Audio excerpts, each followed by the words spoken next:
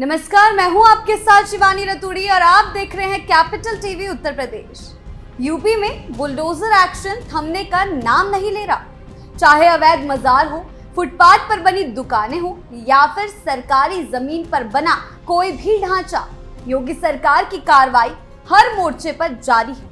अब ना कोई पद बढ़ा है, ना रसूख का असर चलता है। अगर आपने सरकारी जमीन पर कब्जा किया है तो तैयार हो जाइए, बुलडोजर जरूर चलेगा और अवैध निर्माण जमीन दोस्त कर दिए जाएंगे। एक बार फिर से यूपी में कानून की सख्ती दिखी और इस बार निशाने पर थे संभल में सड़क किनारे बसे अवैध दुकानदार।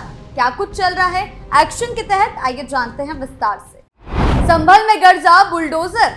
उत्तर प्रदेश के संभल जिले में एक बार फिर बुलडोजर गरजा है और इस बार उसकी जद में आई हैं सड़क किनारे बनी 12 अवैध दुकानें। जी हां, 12 अवैध दुकानें। दिल्ली हाईवे के किनारे बनी इन दुकानों को प्रशासन ने बुधवार की सुबह पूरी तरह से ध्वस्त कर दिया। ये कार्रवाई सदर कोतवाली क्षेत्र के चौधरी सराय पुलिस चौकी के पास की गई, जहां वर्षों से बनी ये दुकानें न केवल ट्रैफिक में बाधा बन रही थी, बल्कि एक तरह से सरकार के कानूनों और शहरी नियोजन के सिद्धांतों की धज्जियां भी उड़ा रही थी।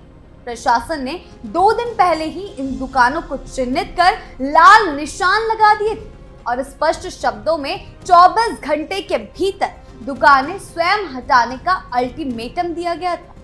ये चेतावनी भी दी गई थी कि यदि निर्धारित समय सीमा में अतिक्रमण नहीं हटाया गया तो कानूनी कार्रवाई के साथ साथ बुलडोजर की कार्रवाई भी सुनिश्चित होगी, जिसमें दुकानदारों पर मुकदमे भी दर्ज हो सकते हैं और उन्हें जेल भी भेजा जा सकता है। लेकिन दुकानदारों ने चेतावनियों को नजरअंदाज किया और नतीजा ये रहा कि बुधवार को सुबह प्रशासन का काफिला भारी पुलिस बल के साथ वहां पहुंचा और एक एक करके सभी 12 दुकानों को जमींदोस्त कर दिया। अवैध अतिक्रमण पर यूपी सरकार का सख्त रुख। इस कार्रवाई को केवल प्रशासनिक या कानूनी प्रक्रिया के रूप में देखना, इस घटनाक्रम को कम आंकना होगा।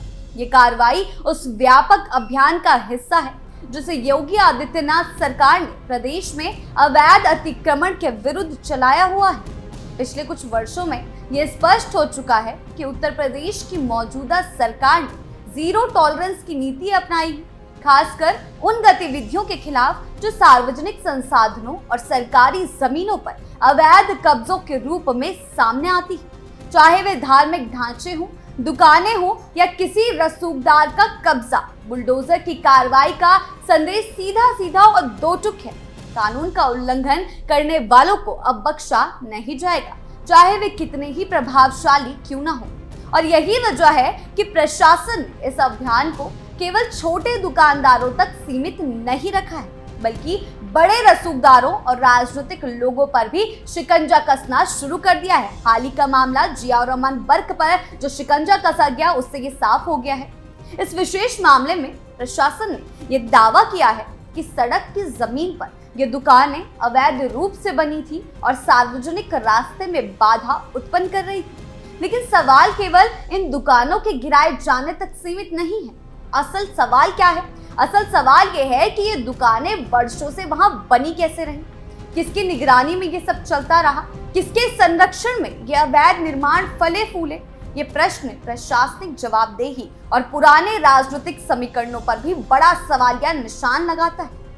संभल जैसे कस्बों और छोटे शहरों में प्रशासनिक ढील और राजनीतिक संरक्षण के चलते अवैध निर्माण लंबे समय तक चलते रहे हैं और अभी उसके चलते जान की समस्या लोगों को झेलनी पड़ती है। कहा जा रहा है कि अखिलेश यादव की सरकार के कार्यकाल के दौरान अतिक्रमण की घटनाएं बढ़ी और बहुत से लोगों ने सड़क, नहर, पार्क और सरकारी जमीन पर कब्जा कर लिया। वर्षों तक प्रशासन मूक दर्शक बना रहा, यानी कि अखिलेश की सरकार चुप रही और अब जब योगी सरकार सख्त रवैया अपना रही है तो धीरे धीरे इन अवैध निर्माणों पर कार्रवाई शुरू हुई है, जिससे अखिलेश को दिक्कत हो रही है। बुलडोजर की कार्रवाई में केवल दुकानें नहीं टूटी, बल्कि वर्षों की व्यवस्थागत लापरवाही भी उजागर हुई है। जिन लोगों ने वहां दुकानें बनाई थी, उनमें से अधिकतर ने मौखिक रूप से या स्थानीय अधिकारियों से सांठगांठ करके ये निर्माण खड़े किए थे। इन दुकानों में फल, सब्जी, हार्डवेयर, पान और कपड़े की दुकानें शामिल थी जो वर्षों से संचालित हो रही थी। यानी कि अखिलेश के कार्यकाल से इन दुकानों ने उस जगह पर अतिक्रमण किया हुआ था। प्रशासन की कार्रवाई को देखते हुए ये भी सामने आया कि इस पूरे अभियान को बेहद योजनाबद्ध ढंग से अंजाम दिया गया। पहले दुकानों को चिन्हित किया गया, फिर नोटिस दिए गए, इसके बाद अल्टीमेटम और अंत में सख्त कार्रवाई यानी कि बुलडोजर की कार्रवाई। इस दौरान किसी भी प्रकार की रुकावट या अव्यवस्था ना हो, इसके लिए आरआरएफ, सदर कोतवाली पुलिस और आसपास के कई थानों की फोर्स को पहले से ही तैनात किया गया। ये प्रशासनिक ताकत और राजनीतिक संकल्प का परिचायक है कि अब अवैध निर्माणों को सॉफ्ट टारगेट नहीं माना जाएगा, बल्कि एक ठोस रणनीति के तहत उन्हें हटाया जाएगा और उन पर कार्रवाई की जाएगी। हालांकि इस कार्रवाई की राजनीतिक प्रतिक्रियाएं भी तेज हो गई। विपक्षी दलों ने सरकार पर आरोप लगाया है कि ये बुलडोजर कार्रवाई एक खास समुदाय को निशाना बनाने के लिए की जा रही है। यानी कि जब मजारों पर बुलडोजर चलता है तो अखिलेश यादव सीधा सीधा सवाल उठाते हैं कि कार्रवाई सिर्फ मजारों पर होती है, लेकिन ऐसा कुछ नहीं है। मंदिरों पर भी हमें कार्रवाई देखने को मिली है अगर वो अवैध निर्माण है। संभल एक मुस्लिम बहुल क्षेत्र है और यहाँ अतीत में भी बुलडोजर की कार्रवाई को लेकर विवाद हुए हैं, लेकिन योगी सरकार और उनके समर्थक इस तरह की कार्रवाइयों को कानून की सख्ती के रूप में देखते हैं। उनका तर्क है कि वर्षों तक जो लोग सरकारी जमीन पर कब्जा करके व्यापार चला रहे थे, वे वास्तव में न केवल कानून का उल्लंघन कर रहे थे, बल्कि सरकार को राजस्व हानि भी पहुंचा रहे थे। साथ ही आम जनता को भी जाम जैसी समस्याओं की दिक्कत होती है। इन निर्माणों को गिराने से एक स्पष्ट संदेश जा रहा है कि अब कोई भी व्यक्ति, चाहे वे सामान्य नागरिक हो या पदाधिकारी हो, यदि उसने अवैध कब्जा किया है तो उस पर कार्रवाई अवश्य होगी। ये बात और पुख्ता होती है जब देखा गया कि प्रशासन ने हाल ही में सपा सांसद जियाउर रहमान बर्क पर भी शिकंजा कसना शुरू किया।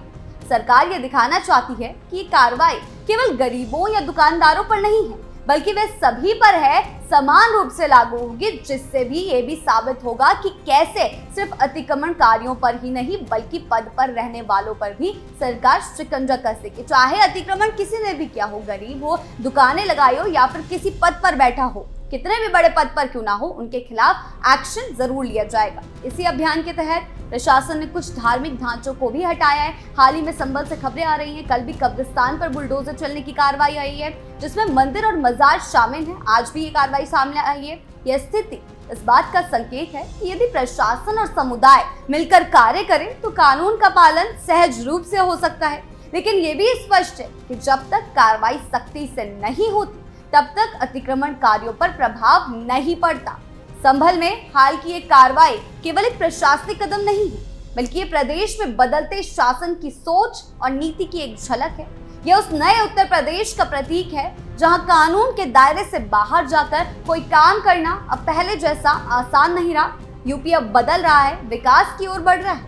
योगी सरकार का बुलडोजर मॉडल चाहे कितना भी विवादास्पद हो, लेकिन ये नकारा नहीं जा सकता कि इससे अवैध कब्जों पर एक ठोस असर पड़ा है। प्रदेश भर में सरकारी जमीनों को मुक्त कराने के अभियान को इसने गति दी है और लोगों में ये संदेश गया कि अब कानून को हल्के में नहीं लिया जा सकता। अंत में ये जरूरी है कि इस तरह की कार्रवाइयां न केवल प्रभावी हों बल्कि न्याय संगत भी हों। ये बुलडोजर कार्रवाई केवल अवैध ढांचों को ढहाने का मामला नहीं, बल्कि ये उत्तर प्रदेश की शासन व्यवस्था में आए उस परिवर्तन की प्रतीक है जहां अब कानून का राज सर्वोपरि माना जा रहा है। बुलडोजर अब मशीन नहीं, एक न्याय संगत मशीन बन चुका है। वर्षों से जो ढांचे सत्ता की ढिलाई और प्रशासनिक अनदेखी के चलते फलते फूलते रहे, उन पर अब सीधा वार हो रहा है। ये संदेश न केवल अतिक्रमणकारियों के लिए है, बल्कि उन राजनीतिक और सामाजिक ताकतों के लिए भी है जो वर्षों से ऐसे कब्जों को संरक्षण देती आई है। तो ये बदलाव विश्वास भी जगाएगा। एक ऐसे उत्तर प्रदेश की ओर कदम बढ़ रहा है उत्तर प्रदेश जहां अतिक्रमण नहीं, व्यवस्था का राज हो। आपको क्या लगता है? हमें कमेंट सेक्शन में जरूर बताएं। नमस्कार।